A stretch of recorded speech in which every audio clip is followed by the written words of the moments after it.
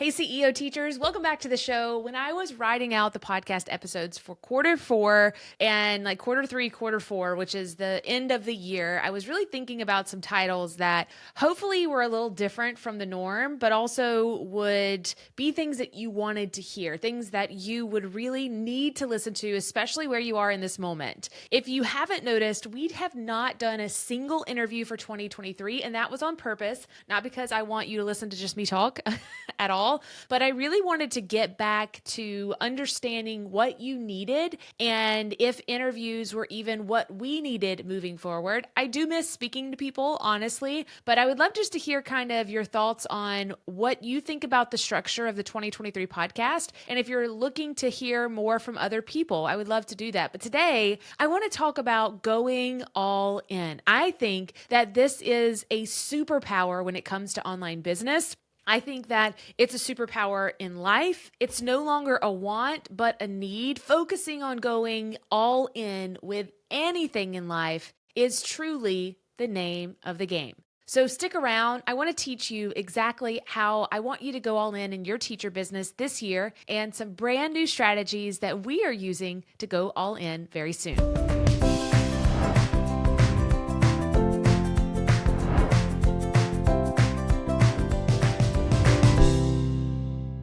Les Brown said, be willing to go all out in pursuit of your dream. Ultimately, it will pay off.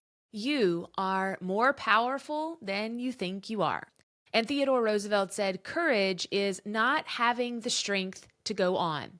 It is going on when you don't have the strength. I feel like he repeated that twice, but it's fine. It's fine. So true, right? Is that sometimes we think that we're just going to stick our toe in and go a little bit in, and then we get mad when we get mediocre results. We believe that if we try just a little bit, we should get back what we think in our mind we're capable of. So I am guilty of doing this in my business, but also in my eating habits, in my working out. So I would eat right 4 days a week. I would binge drink on the weekends. I would drink daily for like a glass of wine before I went to bed. I would eat ice cream. But in my mind, I would eat good like breakfast and lunch. And then I was mad when I didn't see the results that I needed. I was going to the 8:30 or the noon workout class and I was coasting. I was getting by. I was having fun and I wasn't seeing the results that I needed. So I decided to really quit drinking completely during 75 Hard. And that has turned into this beautiful realization that I don't need alcohol to be happy, to be social, that I am a better version of me. My brain is sharper. I just feel better when I don't drink. So I can now count on two hands how many times I have drank since 75 Hard. And it's really this brand new sense of, I'm just a social drinker occasionally, but I don't really even enjoy it. It's not worth it. And so going all in that avenue allowed me to see all these other places that I wasn't going all in. So I changed my routine and started going to work out at 5:30 in the morning. And inside of that class is a group of women that really challenge me to be the best version of me. And I am very competitive at heart. And so them pushing me and challenging me, they don't cut me any slack. And in the beginning it sucked and I hated it. But now they just yell at me and I like whip myself into shape. And I've seen my entire life change. That seems so stupid to say, but using those little habits along and along have really made me a better version of me. I decided to go all in. And from there, I have started really resetting the time clock of what my business is supposed to look like. And we are going to share with you some brand new things that you've never seen before, maybe in the online space period, but we know you've never seen us do something like this, because we have decided to go all in. But what does it mean to go all in? Well, the Oxford Dictionary says to try with great determination to achieve something, especially when this involves taking a big risk by doing all of the things that can be done. It means to be fully committed. And sometimes it sucks when you have to be fully committed and not sure of the outcome. But if I know anything about what I have learned is that when you go all in, you always win. Always. There's never been a time when I didn't truly believe that something was going to work and it didn't work. I told my husband when I bought my first online course, or it wasn't my first one, but it was my first large ticket online course. I was 7 months pregnant. I told my husband, this is it. I know for a fact that our lives are going to change forever, and I'm ready. And it wasn't 8 weeks later that that statement proved to be true. 92% of people give up before they realize their dreams. I've chatted about the book Think and Grow Rich 1.3 million times on this podcast, but my favorite story from that book, I've shared it here, I share it in our programs, is about people striking gold or giving up on striking gold, and they were literally just a few feet away. Don't let that be you.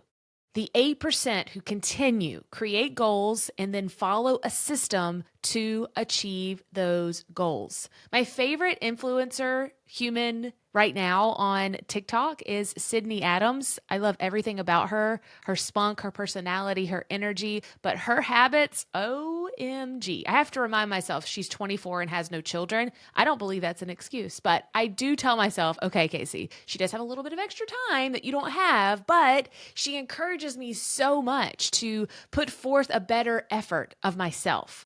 The 20% of people who actually set goals, only 30% of those 20% will go all in. So that's a really big realization, is that only 20% of people will set goals. And of those 20%, if you're looking at them as a whole, only 30% of those people will go all in. Let me be a statistic, baby. Let me be one of those 30%. I love, like, tell me I can't, I'll tell you I can. 99% of people procrastinate or put things off because they aren't fun. Life. My dad used to say, what did he say? Oh, we would say things weren't fair. And he used to say the fair comes in October. And I thought, what does that even mean? But back in the day, that was when the fair came. And he said, life is full of things that aren't fair. And just remember that you can get your fair in October. And I remember as a kid being like, that makes zero sense. But now looking back, he was telling us that that's just part of life. Get over it. And if you want to cry about it, it's fine. But you can just go to the fair in October and then just forget everything else. And I thought, man, that's so important to realize. It doesn't always have to be fun, but I can tell you it will be worth it. 1% of people understand that achieving a goal means working through the tough stuff and going all in. Only 1%? That statistic blew my mind. Martin Luther King Jr. said, if you can't fly, then run. If you can't run, then walk. If you can't walk, then crawl. But whatever you do, you have to keep moving forward. And I can say that CrossFit has taught me that probably better than anything else. And one thing that those 530 girls tell me a lot is like, just keep moving. Get up, Casey. Stop laying. Because I'm so dramatic, if you didn't know. And so let's say we're doing wall balls. You're holding like this 12-pound medicine ball and you're squatting and you're throwing it up on this target. And sometimes it hits you in the chest or in the face, and I will just sprawl out on the floor. And they don't really yell at me because I'm actually, violence doesn't work for me, but they will be like, get up, Casey, like get off the floor, Casey, just keep moving, put the ball down, just keep moving. And so it's given me this resiliency in my mindset of, I don't have to do it the best. I just have to put one foot in front of the other.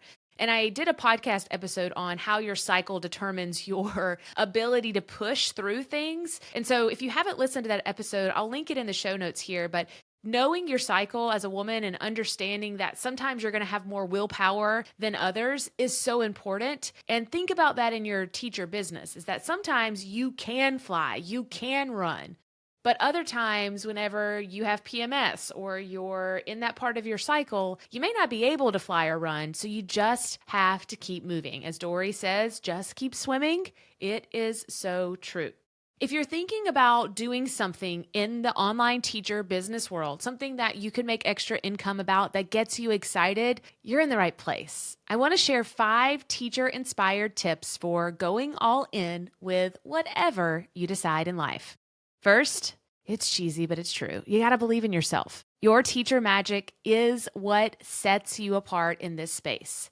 The world, they need to hear your voice. A passion project, it gives you the purpose that you need. It can help you be a better teacher, be a better mom, be a better wife, be a better dad. Find a way to empower your inner self-talk. Use podcasts, my favorite. Use your faith. Use a community. Be around people that lift you up.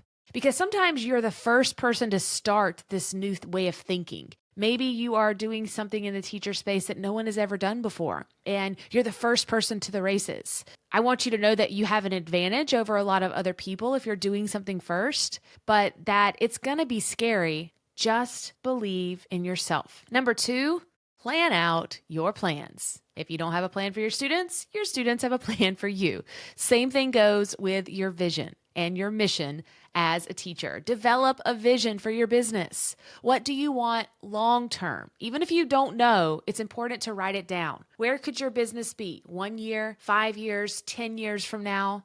Then you're going to work backwards. Remember that backwards design we used to hear about all the time? Yogi Berra said, if you don't know where you're going, you'll end up someplace else. And I love that. Big projects are made up of small, actionable tasks. So what 3 small tasks can you do today and get them on your schedule? Number 3 is close the door, both the metaphorical door and the physical one. You can't take action and move forward if you're distracted by everything else going on. Think about this for your classroom. The best days are when you can close the door and just teach. No admin walkthroughs, no random fire drills, just a quiet, productive day with your students. So close the door to your heart, to your mind, to your soul, and physically. Turn off your notifications. Stop mindlessly scrolling. Focus in on your main thing. Dr. Stephen Covey says the main thing is to keep the main thing,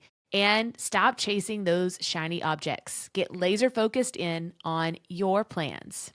Get out of any groups or communities that don't lift you up and support your plans. Close the door on all negativity. Number 4 is be sure to carve out extra time. Time is always one of the tricky ones. I mentioned before, Sydney Adams, she's 24, she doesn't have kids. Like, she has more time in her day, but does she really? And are we utilizing our time the most effective that we can? Time is always a tricky one. So many people say they don't have time. I had a dad the other day, I said, I miss you at the gym. And he was like, well, I have a baby now. It's crazy at my house. And I was thinking, I know, I got 5 of them. So it is crazy, but we do make priorities in our life. Somebody used to get, I don't remember. People used to get so mad at me on social media when I would say that we have as many hours in our day as Beyonce. It's not a lie. It's true. And somebody's like, yeah, but she has the resources, blah, blah, blah. Right. But we're not trying to do Beyonce level things here. Okay. It's just giving a point. We have as many hours in our day as Taylor Swift, and she's killing it. How you utilize the hours in your day is so important. But what if not having time is just your way of saying, I don't really value this thing, so I'm going to put it off for another day, week, or year? I love that recommendation. Someone said, stop saying you don't have time. Start saying it's just not important to me. And that will change everything. We miss you at the gym. It's just not important to me. I know you can make a couple extra dollars just putting your resources online. It's not that important to me. If you start saying it like that, you will totally change how you feel about it. Carve out the time and do one task that can get you ahead every single week. Then start carving out enough time to tackle some extra ones. And then finally, my 2 favorite P's, patience and persistence. Yeah, you need both. You need hustle and the ability to wait. People that say that you don't have to work hard, they're lying. In the beginning, you do. You have to work very, very hard. I don't work hard now. I don't believe I do anyways, or I've just mastered the plan of effortlessly working. But in the beginning, you need hustle and patience and the ability to wait. There will always be something to do in the background. You have to slow down in order to speed up. I like to think of this in terms of a teacher business. You can't post a resource to sell if the resource hasn't been created yet. You can't create the resource yet if you haven't decided on a template yet. You can't choose a template if you haven't created one yet. So work backwards and find the task that you must do today to make your work easier tomorrow. And remember, life is about a journey. This is not a sprint. When you go all in, remember, you will win. You will start to develop your dreams and you will start reaching your vision much, much faster. Wishing you all a glorious back to school season. As always, remember the best is yet to come, and I'll see you soon.